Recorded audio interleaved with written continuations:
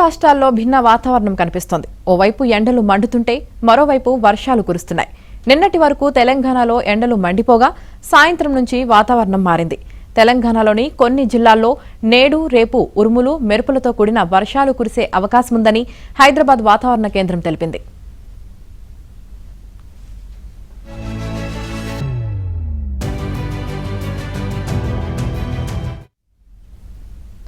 ఇక ఏపీలో 9 జిల్లాల పరిధిలోని 45 మండలాల్లో 41 డిగ్రీల పైన ఉష్ణోగ్రతలు నమోదయ్యాయి.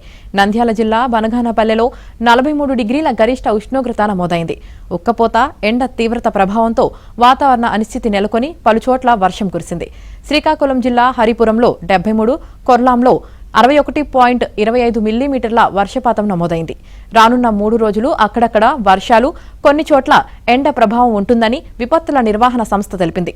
ఇవాళ ఉత్తర కోస్తా, రాయలసీమలో పిడుగులతో కూడిన వర్షాలు పడతాయని తెలిపింది.